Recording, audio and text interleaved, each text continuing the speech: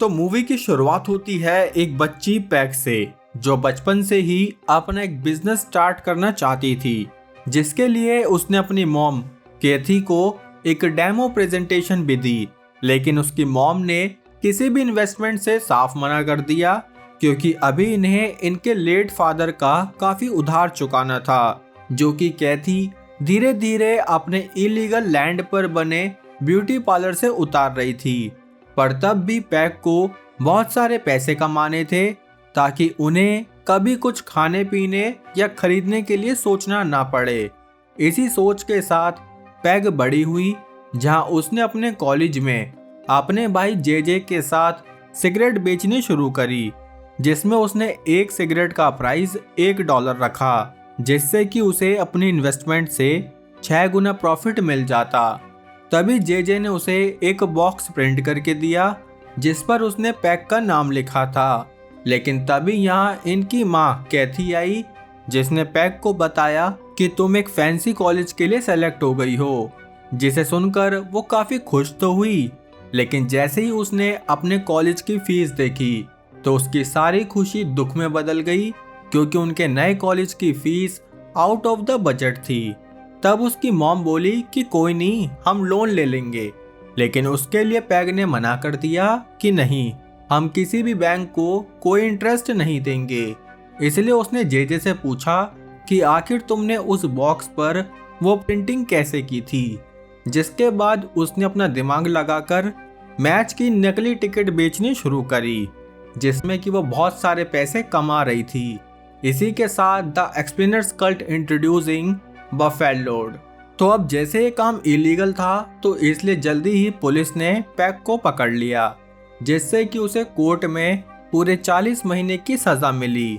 पर तब भी वो जेल में भी सिर्फ पैसों के बारे में ही सोचती रहती, यहाँ तक कि वो जेल में रहकर फाइनेंस की बुक पढ़ती, जिससे उसने ज्ञान लेकर देखा कि जेल में किस चीज की कमी है, और फिर उसी चीज को अपने घर से मंगाकर जेल में डबल रेट पर बेच देती, जिससे कि उसका यहाँ भी कमीशन बनने लगा। साथ ही उसने ऑफिसर को भी कुछ शेयर दिया, ताकि कोई उसका काम ना रोके। लेकिन जल्दी ही पैग को पता चला कि उसके भाई ने अपना एक बार खोल लिया है। साथ ही उसने जिन जिन लोगों के साथ फ्रॉड किया, उन सभी ने केस करके केथी पर काफी कर्जा चढ़ा दिया, जिसे उतारने के लिए केथी को रोज काफी डेब्ट कलेक्टर्स यानी लोन रिकवरी एजेंट कॉल करते रहते थे। यही जानकर पैग को काफी गुस्सा आया, लेकिन फिर भी ऑफिसर्स के साथ उसके अच्छे रिलेशन को देखकर जेल से उसे जल्दी छोड़ दिया गया।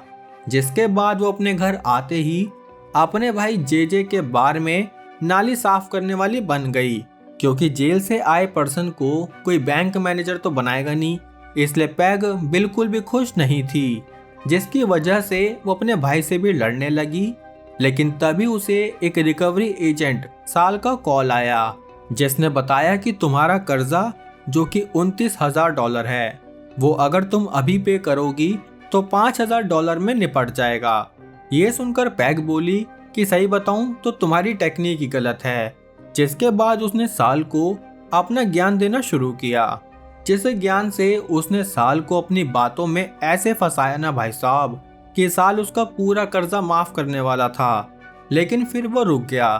तब पैग को पता चला कि इन लोन रिकवरी एजेंट्स को रिकवर कराए गए लोन से 10% कमीशन मिलता है, जो कि उसे बहुत बढ़िया लगा। इसलिए वो तभी इन लोगों के ऑफिस में पहुंची, जहां इनका बॉस विज पहले तो पैग को मना करने लगा कि नहीं, ये सिर्फ आदमियों का काम है। लेकिन तब पैग ने उसे एक ऑफर दिया कि अगर मैंने तुम्हारे एम्प्लॉयर से ज़्यादा लोन रिकवर किया तो तुम मेरा कर्जा माफ़ कर दोगे, और अगर मैं नहीं कर पाई तो मेरा लोन डबल। ये सुनकर विज मान गया, जिसके बाद उसने अपने एक एम्प्लॉय को प्रसाद देकर यहाँ से भगा दिया। अब पैग को अपना पहला मुर्गा मिला, जो कि एक कॉलेज स्टूडेंट था। तब उसने पहले तो उसे प्यार से कर्जा देने के लिए कहा, लेकिन जब वो नहीं माना तो पैग ने उसे वार्निंग दी कि अगर तुम नहीं दोगे तो हम तुम्हारी मॉम से वसूल लेंगे। ये सुनकर उस स्टूडेंट की लुप हो गई कि भैया फिर मैं घर कैसे जाऊंगा। इसलिए वो तभी के तभी अपना कर्जा देने के लिए मान गया, जिससे पैग ने अपनी पहली डील आसानी से क्लोज करी। और आसानी से इसलिए क्योंकि वो सबको बहुत आसानी से कन्विंस कर लेती थी, जिससे कि वो धीरे धीरे यहाँ की टॉप एम्प्लॉय बन गई। तब उसे एक और स्लिप मिली जो कि 1998 के लोन की थी। तब पैक चौंक गई कि इतना पुराना लोन। फिर विज ने बताया कि लोन कभी मरता नहीं है। तब ये स्टेटमेंट पैक के दिमाग में बैठ गई, जिसके बाद उसने पहले तो उन अम्मा बारबरा को कॉल किया, जिसने बताया कि ये लोन मेरे पति ने लिया था जो मर गए, तो अब मेरा लोन से कोई लेना देना नहीं है। इसलिए पैग थोड़े पैनकेक लेकर सीधे बारबरा के घर पहुंची, जहां उसने बातों बातों में उसे समझाया कि देखिए, लोन कभी मरता नहीं है। मतलब कि आप मर जाओगे, लेकिन फिर ये लोन आपके बच्चों पर जाएगा और फिर उनके बच्चों पर। इसलिए इस लोन को क्लियर करके आगे की टेंशन से फ्री हो जाइए। तब वो अम्मा पैक से कन्विंस होकर लोन चुकाने के लिए मान गई, जिसे देखकर वेज काफी खुश हुआ, क्योंकि ये अमाउंट $20,000 था, जिसे वो सेलिब्रेट करने जे के ही बार में पहुंचे। तब पैग ने विज से अपना 10% कमीशन मांगा, लेकिन विज ने उसे सिर्फ 1% कमीशन देकर बताया कि पता है, उस बारबरा से हम बहुत बार लोन ले चुके हैं। असल में बारबरा अपनी बीमारी की वजह से लोन दिया या नहीं दिया ये भूल जाती थी, इसलिए वो लोग बार बार उनसे लोन वसूल लेते थे। ये सुनकर पैक को बिल्कुल अच्छा नहीं लगा, क्योंकि वो किसी को भी धोखा नहीं देना चाहती थी। तभी उसे यहाँ अपना पुराना अटॉर्नी ग्राहम मिला, जिसने ही पैक को जेल में डाला था।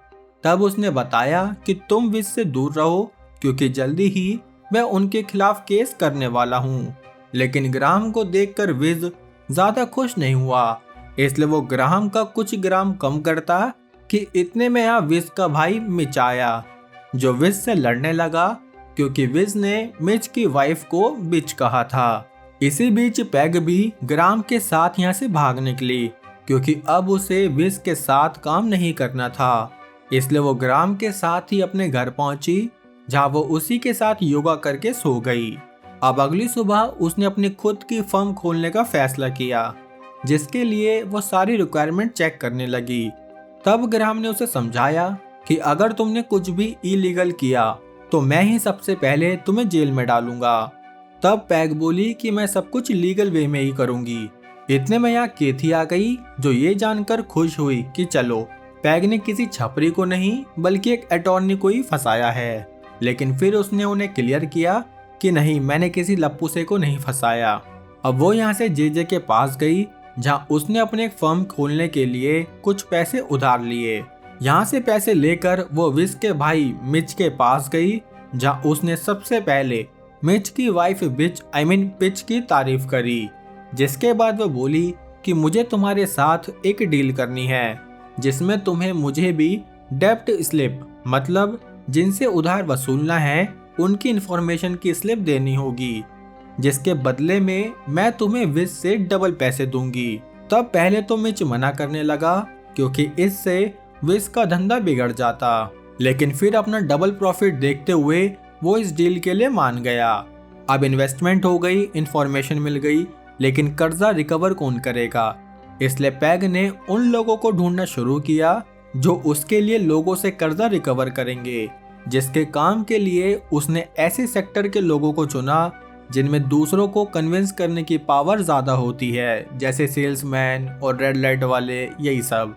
लेकिन अब उसे चाहिए था एक ऑफिस, जिसके लिए उसने एक सैलून ओनर को कन्विंस किया कि हम तुम्हें इस ब्यूटी पार्लर से ज्यादा कमा कर देंगे।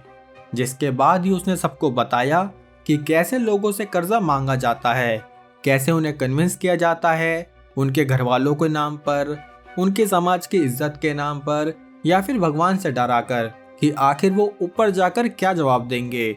जिसके बदले में उसने उन सभी को काफी अच्छी कमीशन भी ऑफर करी, जिससे सभी एम्प्लॉय खुश होकर अपने अपने काम पर लग गए, जो कि वो बहुत अच्छे से कर भी रहे थे। लेकिन इनकी कामयाबी को विज के आदमी रोकने लगे, जिसमें वो अक्सर कभी इनकी लाइट ऑफ कर देते, कभी पैक का मजाक उड़ाते, यहाँ तक कि वो उनके एम्प्लॉयज को भी मारते। लेकिन तब भी वो लोग उसके साथ काम करने के लिए टिके रहे। यहाँ पैग ने ग्राहम से डिनर के लिए पूछा क्योंकि वो उसे पसंद करने लगी थी, लेकिन हमारे कालू भैया ने उसे मना कर दिया क्योंकि वो अभी भी उस फर्म के काम में लगी हुई थी। तब एक एम्प्लॉय ने पैग को बताया कि उनके पैसे खत्म हो रहे हैं, जिससे कि वो एम्प्लॉयज की सैलरी नहीं दे पाएंगे, और अगर सैलरी देती तो हम और डेब्ट स्लिप नहीं ले पाएंगे।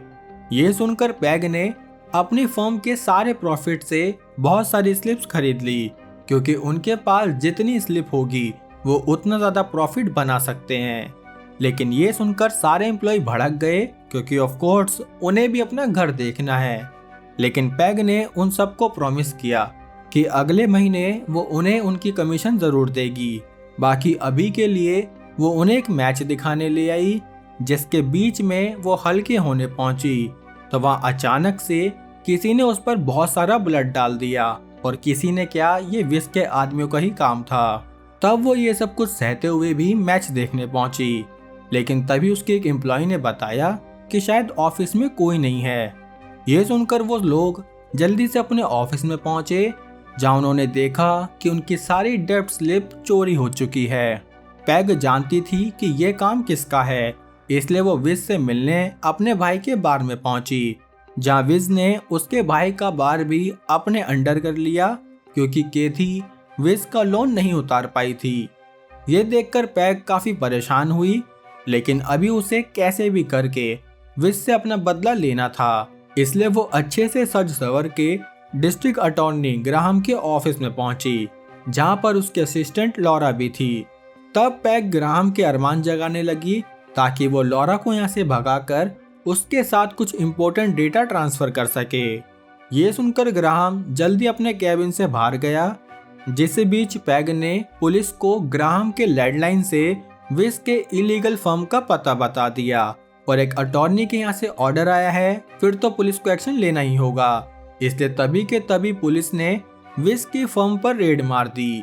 इसी बीच पैग की 2 एम्प्लॉय विस के अड्डे से अपनी सारी डेब्ट स्लिप लेकर भाग निकली, जो कि पहले विस के आदमियों ने चुराई थी, जिससे कि पैग की फर्म का काम दोबारा स्टार्ट हो गया, और इसी वजह से जल्दी ही उसने अपने सारे एम्प्लॉयज की कमीशन दे दी। लेकिन विज इस बात से बहुत गुस्सा था, इसलिए उसने पैग को धमकी दी कि अब देख बेटा, अब देख। ये सुनकर उसके एक एम्प्लॉय लसन ने उसे अपनी गन दी कि तुम्हें ये अपनी सेफ्टी के लिए रख लेनी चाहिए, जो कि पैग ने ना करते हुए भी रख ली। अब अगले दिन ग्राहम पैग के घर पहुंचा, जहां अपने सारे पैसे छुपा रही थी। तभी केती ने उसे बताया कि बाहर तुम्हारा मजनू आया है। असल में ग्राहम को पता चल गया कि पैग ने ही उसके लैंडलाइन से पुलिस को खबर की थी, इसलिए पैग उसे अपनी चुगनी चुपड़ी बातों से समझाने लगी। लेकिन इतने में यहाँ पुलिस पहुंची, जो पैग को अरेस्ट करने आती, लेकिन अभी वो केथी को अरेस्ट करके ले गई, क्योंकि विज ने पैग की जगह केथी को एक केस में फंसाकर अपनी औकात दिखा दी। ये देखकर पैग को बहुत गुस्सा आया, इसलिए वो यहाँ से सीधा विज के पास पहुंची, जहाँ उसने हवा में गोली शूट करके और विज की गोटी म्यूट करके उससे हाथापाई शुरू कर दी। लेकिन इतने में यहाँ पुलिस पहुंची, जिसने पैग को अरेस्ट कर लिया। पर वो तो शुक्र है कि इस बार हमारे कालू भैया ने कोर्ट में पैग को बेल दिलवा दी। तब पैग के दिमाग में एक आइडिया आया, इसलिए उसने अपनी एम्प्लॉयज से कहकर शहर के सारे रिकवरी एजेंट्स को जे के बार में इनवाइट किया, जहां उन्हें दबा के दारू और चकना मिलेगा। तब फ्री का माल पानी तोड़ने सारे रिकवरी एजेंट बार में पहुंच गए, जहां पैग ने मैच को बीच में रोककर सबको कन्विंस किया कि देखो, जैसे भैंस अकेली है तो इस पर कोई भी अटैक कर देगा, लेकिन अगर भैंसों का झुंड होगा तो कोई अटैक नहीं करेगा। इसलिए हम सबको एक साथ हो जाना चाहिए, जिसमें हमारा लीडर ऑफ कोर्स मैं नहीं बल्कि विज बनेगा। तब ये सुनकर काफी रिकवरी एजेंट्स उसके साथ आने के लिए मान गए। लेकिन तभी विज ने देखा कि पैग ने यहाँ एक हिडन कैमरा लगाया हुआ है, जिससे हमें पता चला कि असल में ये पैग का प्लान था कि कैसे वो इन सारे रिकवरी एजेंट्स का पर्दा फाश करके इस गंदे काम को ही बंद करवा देगी, क्योंकि भले ही वो लीगल वे में ये सब कर रही थी, लेकिन बाकी लोग इस काम को इलीगली कर रहे थे। साथ ही इस कांड से उसने विज से भी अपना बदला ले लिया। जिसके बाद ग्राहम ने उसे वहां से भगा दिया क्योंकि अभी पैक का आखिरी काम बाकी था। असल में सारे डेब्ट स्लिप अभी ग्राहम के ऑफिस में थे, इसलिए उसने उन सारे डेब्ट स्लिप को जलाने का फैसला किया, क्योंकि जब ना रहेगी डेब्ट स्लिप तो कोई किसी से कोई गलत उधार नहीं ले पाएगा। लेकिन इस आग लगाने की वजह से उसे भी झेल हुई, जहां वो सबको सिखाती कि कैसे हमें फाइनेंशियली फ्रीडम अचीव करनी चाहिए। जिसके कुछ टाइम बाद वो जेल से बाहर आई, जहां उसकी मॉम और फैमिली मेंबर्स ने उसे कुछ पैसे दिए ताकि वो अपना काम शुरू कर सके। ठीक वैसे ही आप भी इस वीडियो पर लाइक कमेंट करके मुझे थोड़ा मोटिवेशन दे सकते हो। बाकी अब देखते हैं आज के शाउट आउट, जहां नो शाउट आउट क्योंकि पिछली वीडियो में यूट्यूब ने बार बार ऑटोमेटिकली कमेंट ऑफ करके अपनी औकात दिखा दी, जिसके चलते पिछली वीडियो पर कोई खास कमेंट नहीं आए। तो इसलिए इस वीडियो में कमेंट की बारिश करो ताकि हम अगली वीडियो में शाउट आउट ला सकें। बाकी अब हम मिलेंगे हमारी अगली वीडियो में, तब तक के लिए जय हिंद।